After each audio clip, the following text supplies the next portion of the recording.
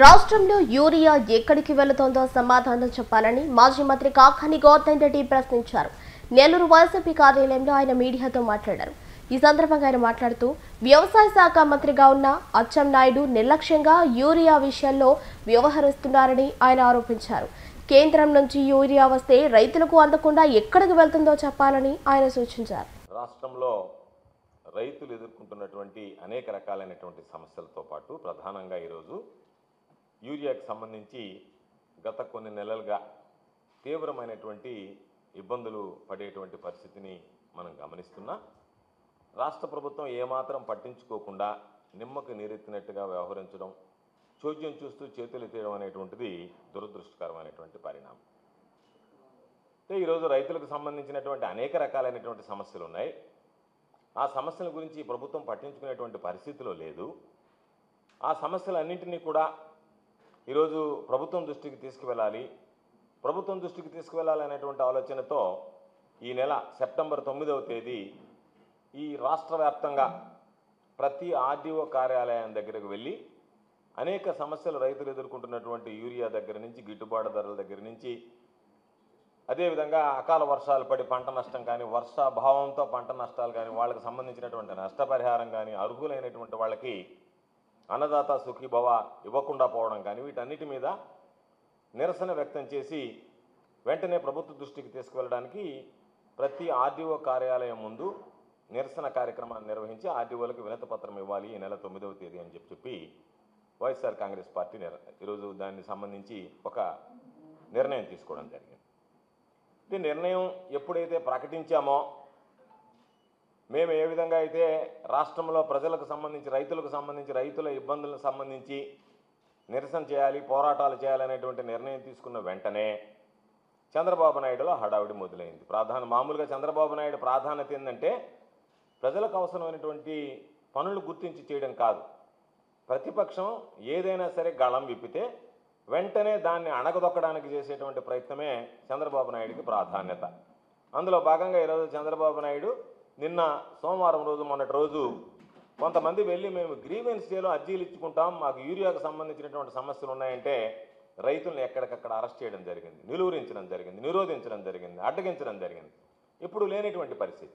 దానితో పాటు ఈరోజు మనం 9వ తేదీ అని చెప్పాం కాబట్టి ఒక కార్యక్రమం ఏర్పాటు చేసి ఆయన 30 ఏళ్ళు పూర్తి చేసుకున్నట్టుగా సంబరాలు జరుపుకున్నాడు. ఎన్టీ రామారావు గారికి వెన్నుపోటు పొడిచి 30 ఏళ్ళు పూర్తి చేసుకున్నట్టుగా సంబరాలు చేసుకున్నాడు. అది దానికి సంబంధించి ప్రజలు ఏమనుకుంటున్నారనేటువంటిది ఆ పార్టీలో ఉన్నటువంటి శ్రేణులందరూ కూడా ఆలోచన చేయాల్సినటువంటి పరిస్థితి. అయితే అందరూ కార్యకర్తలు, నాయకులు వెళ్ళి ఆయన్ని 30 ఏళ్ళు పూర్తి చేసుకున్నారని చెప్పి ఘనంగా సన్మానించడం, ఆయనకు అభినందనలు తెలియజేయడం జరిగింది. అందులో భాగంగా ఈరోజు డైరెక్టర్ జనరల్ ఆఫ్ పోలీస్ కూడా సాధారణ తెలుగుదేశం పార్టీ నాయకులు, కార్యకర్తలాగానే ఆయన కూడా ఒక పుష్పగుచ్చం తీసుకువెళ్ళి చంద్రబాబు నాయుడు గారికి ఇవ్వడం జరిగింది.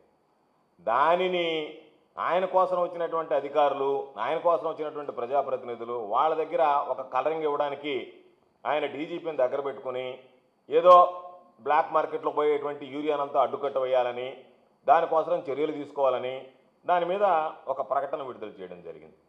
అంటే చంద్రబాబు నాయుడు ఏది చేసినా సరే ప్రకటనలకు పరిమితం కావడం తప్ప రైతు ప్రయోజనాలను ఆశించి కానీ, రైతు ప్రయోజనాల గురించి ఆలోచన చేసేటువంటి పరిస్థితిలో లేకపోవడం, యూరియాకి సంబంధించి అనేక రకాలైనటువంటి ఇబ్బందులు పడుతుంటే దాని గురించి మాట్లాడకపోవడం, దాదాపుగా 3 నెలలుగా కుంభకర్ణుడి పాత్ర పోషిస్తున్నటువంటి ఈ రాష్ట్ర వ్యవసాయ శాఖ మంత్రి అచ్చెన్న నిన్నటి రోజు బయటకు వచ్చి హడావిడిగా ఒక ప్రెస్ మీట్ పెట్టాడు.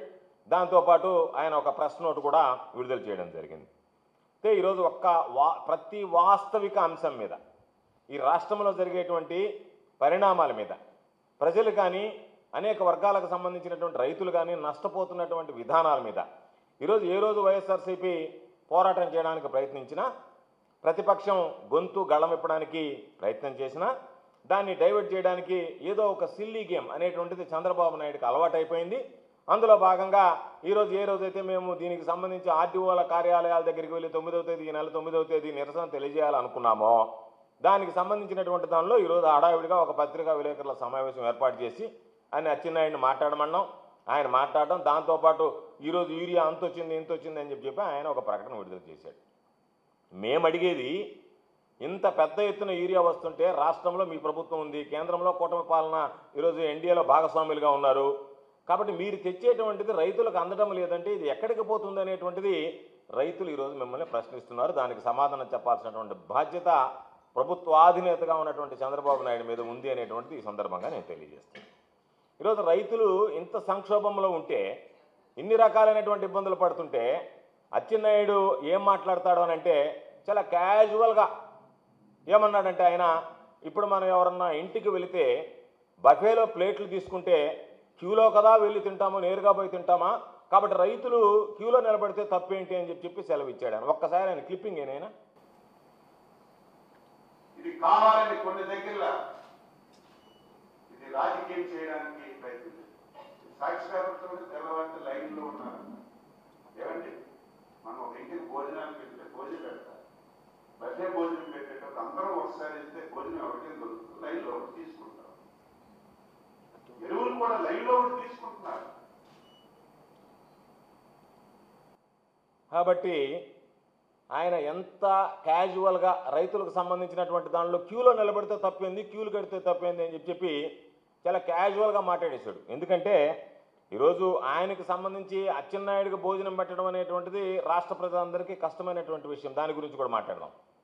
అయితే ఆయన మాట్లాడేటువంటి మాటలు, ఆయన మనసులో ఉండేటువంటి మాటలు ఏంటంటే, ఏమి క్యూలో నిలబడితే రైతులకు నష్టం.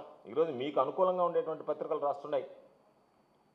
ఏ పత్రికలు అయితే మీరు తప్పు చేసినా ఒప్పు అని చెప్పి భావిస్తాయో, వాదిస్తాయో, అటువంటి పత్రికలే ఈరోజు యూరియాల కోసం రైతులు బారులు అని చెప్పి రాసేటువంటి దుస్థితి ఏర్పడింది ఈ రాష్ట్రంలో. దానికి సంబంధించినటువంటి దాంట్లో మీరు అహంకారంతో రైతుల్ని అవమానించేటువంటి విధంగా క్యూలో ఉంటే తప్పేంటి, క్యూలో తెచ్చుకుంటే తప్పేంటి, రైతులకు యూరియా కొరతుంటే ఇబ్బందులు ఏంటి అన్నట్టుగా మాట్లాడుతున్నారు తప్ప, అసలు రైతులకు మనం యూరియా ఇవ్వాలి, ఎందుకు ఇవ్వలేకపోతున్నాం, ఎందుకు వైఫల్యం చెందాం, ఈ వైఫల్యం వెనక కారణాలు ఏమిటి అనేటువంటివి విశ్లేషించుకునేటువంటి పరిస్థితిలో ఈ ప్రభుత్వం లేకపోవడం రైతుల పట్ల మీకున్నటువంటి చిత్తశుద్ధికి నిదర్శనం అని చెప్పి ఈ సందర్భంగా తెలియజేస్తున్నాను. అసలు మీరు చేసినటువంటి తప్పులు, రైతులు పడేటువంటి ఇబ్బందులు నేరుగా మీడియా ముందుకు వచ్చి తప్పు జరిగింది, మేము ఇవ్వలేకపోయాం, అసమర్థులుగా మిగిలిపోయాం, రైతుల ముందు రైతు ద్రోహులుగా నిలబడాల్సినటువంటి దుస్థితి ఏర్పడిందని చంపలేసుకుని క్షమాపణ చెప్పాల్సినటువంటి మీరు రైతుల క్యూల్ని బఫే భోజనాలతో పోల్చి దానికి సంబంధించినటువంటి విధంగా మీరు అవమానకరంగా మాట్లాడడం అనేటువంటిది. దాంతోపాటు ఇంకొకటి ఏంటంటే, పనిలో పనిగా పాపం ఆయన నోటి వెంటే దాచుకోలేనటువంటి నిజాలు కాబట్టి అవినీతిని గురించి కూడా ఆయన మాట్లాడేయడం జరిగింది. దాంట్లో ఆయన ప్రధానంగా ఏం చెప్పాడు, ఏదైతే యూరియా మనకు అలాట్ అయిందో, కేటాయించారో, దాంట్లో అధిక భాగం ఈరోజు ప్రైవేటు సంస్థలకు ఇచ్చేసాం కాబట్టి, వాళ్ళకు వచ్చినటువంటి వాళ్ళలో ఈ డీలర్స్కి ఇచ్చేసాం కాబట్టి దానివల్ల ఈరోజు ఈ ఇబ్బందులు వచ్చాయి అని చెప్పి ఆయన మాట్లాడాడు. అంటే ఒక పక్క పాపం వ్యాపార ప్రయోజనాల కోసం, రైతులకు కాకుండా వ్యవసాయ ఇతర ప్రయోజనాల కోసం ఈరోజు యూరియా తరలి వెళ్ళిపోతుంది అని చెప్పి నేషనల్ మీడియా దగ్గర నుంచి రాష్ట్ర పత్రికలన్నీ ఘోషిస్తున్నాయి. అంటే యూరియా వ్యవసాయ పనులకు తప్ప ఇతర పనులకు మీరు తరలించేశారు, దానిలో మీరే అధిక శాతం ఈరోజు ఎక్కువగా ప్రైవేట్ డీలర్లకు ఇవ్వడం వల్ల ఈ సమస్య ఏర్పడింది అని మాట్లాడారు. ప్రైవేట్ డీలర్లకు ఇవ్వాల్సినటువంటి అవసరం ఏమొచ్చింది, మీకు ఏమి ఆశించి మీరు ప్రైవేటు డీలర్లకు ఇచ్చారు, ఏమి లబ్ధి మీకు వనగూడితే మీరు ప్రైవేటు డీలర్ల మీద అవాజ్యమైనటువంటి ప్రేమ, ఈరోజు 50% ఇవ్వాల్సినటువంటి దానికి 50% కన్నా అధికంగా ఇచ్చామని అచ్చెన్నాయుడు ఆయన నోటితో ఆయనే చెప్పాడు. ఎందుకు ఇవ్వాల్సి వచ్చిందనేటువంటి సమాధానం చెప్పాల్సినటువంటి అవసరం ఉంది కదా. మీకు నిబంధనలని వాటిని ఎదిరించి, వాటిని అధిగమించి, నిబంధనలకు సంబంధం లేకుండా, నిబంధనలకు విరుద్ధంగా రైతు ప్రయోజనాలని పణంగా పెట్టి ప్రైవేటు డీలర్లకు ఇవ్వాల్సినటువంటి అవసరం ఏమొచ్చిందనేటువంటి దానికి, దాని వెనక ఉరికినటువంటి లబ్ధిని గురించి మీరు సమాధానం చెప్పాల్సినటువంటి అవసరం ఉంది అనేటువంటిది ఈరోజు ప్రజలందరూ, రైతులందరూ మిమ్మల్ని అడుగుతున్నటువంటి ప్రశ్న. ఈరోజు మీరు ఒకసారి చూడండి, ప్రభుత్వ ఆధీనంలో మార్కెట్ ఉంటుంది, మార్కెట్ ద్వారా మీరు ఇస్తే దాన్ని తీసుకెళ్ళి ప్రైమరీ అగ్రికల్చర్ కోఆపరేటివ్ సొసైటీస్ ద్వారానో, గతంలో మా ముఖ్యమంత్రిగా జగన్మోహన్ రెడ్డి గారు ఉన్నప్పుడు రైతుల ముంగిటికి నేరుగా రైతు భరోసా కేంద్రాల ద్వారా రైతులకు సంబంధించి బయటకు కూడా రావాల్సినటువంటి, ఊరు దాటి బయటకు రావాల్సినటువంటి అవసరం లేకుండా రైతు భరోసా కేంద్రాల ద్వారానే ఈరోజు రైతులకు అవసరమైనటువంటి యూరియాతో పాటు ఇతర ఎరువులు కూడా అందించడం జరిగింది. ఈరోజు మీరు ఒక్క కట్ట ఈరోజు రైతులకు అందించగలుగుతున్నారా? ఇచ్చేటువంటి పరిస్థితి ఉందా? దాని వెనక మీ దురుద్దేశం ఏంటి? రైతులకు ఇస్తే మనకేమొస్తుంది, ప్రైవేట్ డీలర్లకు ఇస్తే వాళ్ళు బ్లాక్ మార్కెట్లో అమ్ముకుంటే మనకేదో కొంత ముఠ చెప్తారనేటువంటి ఒక దుర్మార్గమైనటువంటి ఆలోచనతో చేసేటువంటి ప్రయత్నం తప్ప ఈరోజు ప్రైవేటు వ్యక్తులు కేటాయించి ఆ ప్రైవేటు దుకాణాల ద్వారా వాళ్ళు బ్లాక్ మార్కెటింగ్ చేసుకుంటుంటే దాన్ని నియంత్రించాల్సినటువంటి మీరు అధికారులు పెట్టుకుని నియంత్రించకుండా చోద్యం చూస్తుంటే పాపం రైతులు ఒక పక్క అధిక ధరలకు కొనుక్కోవడం, ఒక పక్క క్యూలో నిలబడి ఇబ్బందులు పడడం, వాళ్ళ ఆరోగ్యం దెబ్బతినడం, కొంతమంది అస్వస్థతకు గురి కావడం, ఇవన్నీ ఏమీ పట్టనట్టుగా చాలా క్యాజువల్గా మేము ఇచ్చేసాం జరిగిపోయిందని చెప్పి మార్కెట్కి ఇవ్వాల్సినటువంటి 50% ఇవ్వకుండా ఈరోజు మీరు గ్రామాల్లో ఉన్నటువంటి మీ రైతు సేవా కేంద్రాలను మీరు పేరు మార్చుకున్నటువంటి రైతు భరోసా కేంద్రాలకు మీరు పేరు మార్చుకున్నటువంటి రైతు సేవా కేంద్రాల ద్వారా ఇవ్వకుండా ఉండడంలో ఆంతర్యం ఏమిటి అనేటువంటిది ఈరోజు మీరు చెప్పాల్సినటువంటి అవసరం ఉంది. కాబట్టి ప్రైవేట్కి అధికంగా ఇచ్చారు, దానికి బాధ్యత చంద్రబాబు నాయుడు గారు వహిస్తాడా? చంద్రబాబు నాయుడుకు సంబంధం లేకుండా వ్యవసాయ శాఖ మంత్రే ఇటువంటి నిర్ణయం తీసుకున్నాడు అనేటువంటి దానికి ఈరోజు ఖచ్చితంగా సమాధానం చెప్పాల్సినటువంటి పని ఉంది. ఎందుకంటే 267 రూపాయలు అంటే 270 రూపాయలకు రావాల్సినటువంటి యూరియా బస్తా ఈరోజు 450 రూపాయలు, 600 రూపాయలు. ఈరోజు నెల్లూరుకు సంబంధించినటువంటి దానిలో కూడా ఉదయగిరి మండలంలో నిన్న ఉదయగిరి నియోజకవర్గంలో వాళ్ళు ధర్నా చేయడం జరిగింది.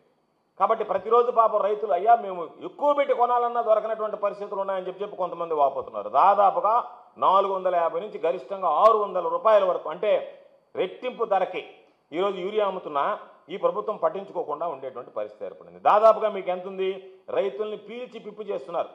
ప్రతి సంవత్సరం 6 నుంచి 7 లక్షల మెట్రిక్ టన్నుల అవసరం ఉంటే దానికి సంబంధించి మీరు ఒక్కొక్క బస్తాకు సంబంధించి మేము అధికంగా 4-5 లక్షల టన్నులు ఈరోజు మేము ప్రైవేటు వ్యాపారస్తులకు ఇచ్చేసాము, వాళ్ళు అమ్ముకున్నారు అంటే బస్తా మీద వాళ్ళు ఒక 200 నుంచి 300 అధికంగా వేసుకుంటుంటే ఇది అతిపెద్ద భారీ స్కామ్. దాదాపుగా 200 కోట్ల పైచులకు ఈరోజు చేతులు మారినటువంటి పరిస్థితి. 200 నుంచి 300 కోట్ల రూపాయలు రైతుల జేబులకు చిల్లుపడినటువంటి పరిస్థితి. పాపం రైతులు అయ్యో అనేటువంటి ఒక పక్క గిట్టుబాటు ధర లేక వ్యవసాయం సంబంధించి ఏమి చేయాలనేటువంటిది పాలు పోనటువంటి పరిస్థితుల్లో మీరు యూరియా విషయంలో ఇంత నిర్దయగా దయ లేకుండా కక్ష సాధింపులాగా రైతుల మీద మేము కక్ష పెంచుకున్నాం, వ్యవసాయం అంటే మాకు గిట్టదు, రైతులంటే మాకు పడదు, కాబట్టి మేము రైతు వ్యతిరేక ప్రభుత్వం అనేటువంటి విధంగా ఈరోజు మీరు రైతుల మీద పాపం కక్ష సాధింపులకు పాల్పడినట్టుగా ఉంది, రైతులను అడ్డం పెట్టి దోచుకున్నట్టుగా ఉంది తప్ప ఈ ప్రభుత్వం రైతు ప్రయోజనాల గురించి పట్టించుకునేటువంటి పరిస్థితి కనిపించడం లేదు. ఇది దురదృష్టకరమైనటువంటి విషయం. అందుకనే ఇది మొత్తం ఏదైతే 200 నుంచి 300 కోట్లు ఉన్నాయో దీన్ని మేసేసినటువంటి వ్యక్తి ఎవరు అనేటువంటి దాన్ని ఈరోజు ప్రధానంగా గుర్తించాల్సినటువంటి అవసరం ఉంది. ఇప్పటికే రైతులు ఆ విషయం గమనించారు. ఇది చంద్రబాబు నాయుడు వాటాలోకి పోయిందా, చంద్రబాబు నాయుడుకి తెలియకుండా అచ్చెన్న గారి చిలక్కొట్టుడా, లేకపోతే ఎక్కడికి పోయిందనేటువంటిది ఈ మొత్తానికి సంబంధించి ఇంత పెద్ద మొత్తం భారీగా చేతులు మారితే దీన్ని ఎందుకంటే ఇంతకుముందు అచ్చెన్నాయుడు గారు ఈఎస్ఐ స్కామ్ చూసాం. ఆయన దాంట్లో స్కామ్కి పాల్పడి నేరుగా జైలుకి వెళితే ఆ తర్వాత నాకు ఆరోగ్యం బాగలేదని చెప్పి తనకు సంబంధించినటువంటి ఆసుపత్రుల్లో సేద తీరాడు. అటువంటి వ్యక్తి ఈరోజు మరలా ఆగ్రోస్ జీఎంకి సంబంధించి మనం ఈ మధ్య చూసాం. ఆగ్రోస్ జీఎంని వ్యవసాయ యాంత్రీకరణకు సంబంధించి మధ్యవర్తిగా పనిచేయమని, అంటే రైతులకి నాసిరకమైనటువంటి వస్తువులు ఇస్తాం, దానికి రైతుల దగ్గర నుంచి నాసిరకం వస్తువులు ఇస్తే ఆ నాసిరకం కంపెనీలు మనకి ఎంత కమిషన్లు ఇస్తాయో మాట్లాడండి అంటే ఆగ్రోస్ జీఎం నేను మాట్లాడలేను అని చెప్పి నేరుగా ప్రభుత్వానికి లేఖ రాశాడు. ఎప్పుడన్నా జరిగిందా?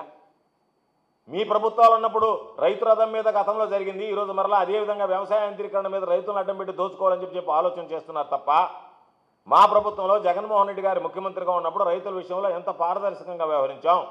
కేంద్ర ప్రభుత్వం ఇవ్వనటువంటి ప్రకటించినటువంటి నోటిఫై చేయనటువంటి పంటలకి గిట్టుబాటు ధర కల్పించాం, రైతులు నష్టపడకూడదనేటువంటి ఆలోచన చేశాం. ఈరోజు మీరు రైతులు గిట్టుబాటు ధర ఇస్తే నెల్లూరు జిల్లా లాంటి ఈరోజు వరి కోతలు ప్రారంభమై పాపం ధాన్యం వస్తుంటే 19,770 రూపాయలు అమ్మాల్సినటువంటిది 15,000 రూపాయలు 14,000 రూపాయలకి ఈరోజు రైతుల దగ్గర దళారులు దోచుకుంటుంటే అధికారులు అడిగితే ఇంతవరకు మాకు కనీసం ప్యాడీ పర్చేసింగ్ సెంటర్స్కి అనుమతులు రాలేదు అని చెప్పి అధికారులు చెప్తుంటే మీరు ఎప్పుడు ఇస్తారు? చివరిలో ఈరోజు ఏదైతే పొగాకుకు సంబంధించి మొత్తం రైతుల పాపం గొల్ల బారిపోయిన తర్వాత చివరిలో నేను కొంటానని చెప్పి మొండి చేసి చూపించినట్టుగా రైతుల ధాన్యం అంతా అమ్ముకున్న తర్వాత ప్రభుత్వం రంగప్రవేశం చేసేటువంటి పరిస్థితి ఏర్పడింది. కాబట్టి ఈరోజు మీరు ప్రైవేట్కి ఇచ్చినందువల్ల, మార్కెట్కి కేటాయించకపోయినందువల్ల ఈరోజు ఈ సమస్య వచ్చింది. ఏం ఆర్బీకేలు ఉన్నాయి, మీరు మాట్లాడేటువంటి రైతు సేవా కేంద్రాలు, జగన్మోహన్ రెడ్డి గారు అపాయింట్ చేసినటువంటి విలేజ్ అగ్రికల్చర్ అసిస్టెంట్లు ఉన్నారు, వాళ్ళ సహాయంతో నేరుగా మీకు ఇస్తే ఈరోజు మా ప్రభుత్వంలో ఇచ్చాం 30 నుంచి 50 రూపాయలు బస్తాకి మిగిలింది. రవాణా ఛార్జీలు ప్రభుత్వమే భరించింది. నేరుగా రైతు భరోసా కేంద్రం వరకు వెళ్ళిన తర్వాత రైతు భరోసా కేంద్రంలో మీకు హోల్సేల్ ప్రైస్కి ఏదైతే 267 రూపాయల వల్ల 200 ఆ రేటుకి ఇచ్చాం.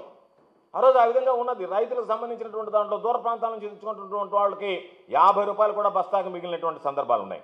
కాబట్టి చంద్రబాబు నాయుడు గారు పూర్తిగా రైతులకు సంబంధించినటువంటి ఎరువులు అందించడంలో, యూరియా అందించడంలో విఫలమయ్యాడు.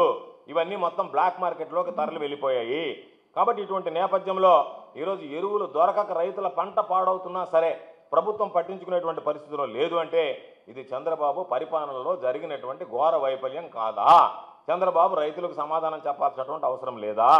కాబట్టి ఒక పారదర్శకమైనటువంటి వ్యవస్థ జగన్మోహన్ రెడ్డి గారు ఏర్పాటు చేస్తే ఈరోజు విలేజ్ అగ్రికల్చర్ అసిస్టెంట్లు దానికి సంబంధించి సమర్థవంతంగా విధులు నిర్వహించడానికి సిద్ధంగా ఉంటే వాళ్ళని పక్కన పెట్టి, మార్కెట్ను పక్కన పెట్టి, అగ్రికల్చర్ కోఆపరేటివ్ సొసైటీస్ పక్కన పెట్టి ప్రైవేటు వ్యక్తులకు మీరు అప్పచెప్పడంలో మీకు ఎటువంటి ఆమ్యామ్యాలు మీకు చేతికి వస్తే మీరు స్వీకరించి వాళ్ళకు కొమ్ము కాచారు, రైతులని ఈరోజు నడ్డి విరిచారనేటువంటి దానికి సమాధానం చెప్పాల్సినటువంటి అవసరం ఉంది. కాబట్టి ఏ రోజైనా ఒకటే గుర్తుపెట్టుకోండి, రైతు రోడ్డు మీదకి రావడం అంటే ఆ రాష్ట్రం యొక్క భవిష్యత్తు కూలిపోవడమే. రైతు కంటతడి పెట్టడం అంటే ఆ రాష్ట్రం అనర్థదాయకం అనేటువంటి దాన్ని మనందరం గమనించాల్సినటువంటి పరిస్థితి ఉంది. అన్నదాత అనేటువంటి వాడు కంటికి కడివడి ఏర్చేటువంటి పరిస్థితులు ఏర్పడ్డాయి. కాబట్టి వాటన్నిటిని, ఈ వైఫల్యాలన్నీ కూడా ప్రజల ముందు ఉంచడం, ప్రజల కోసం పోరాడడం ప్రధాన ప్రతిపక్షంగా మా బాధ్యతగా భావిస్తున్నాం. కాబట్టి ఈరోజు మా రాష్ట్ర ముఖ్యమంత్రి జగన్మోహన్ రెడ్డి గారి పిలుపు మేరకు అనేక రకాలైనటువంటి కార్యక్రమాలు ఈరోజు రైతులకు సంబంధించి జగన్మోహన్ రెడ్డి గారి హయాంలో వాటిని అన్నిటిని కూడా ప్రకటించాం, అమలు చేశాం.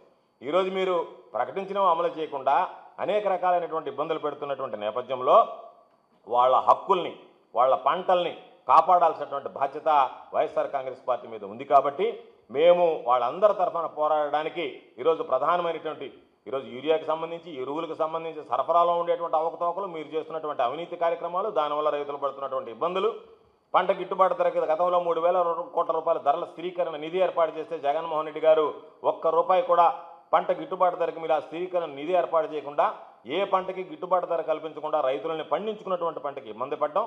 కొన్ని దగ్గర అకాల వర్షాలు వచ్చాయి, పంట నష్టపోయింది. కొన్ని దగ్గర వర్షాభావ పరిస్థితుల వల్ల పంట నష్టపోయింది.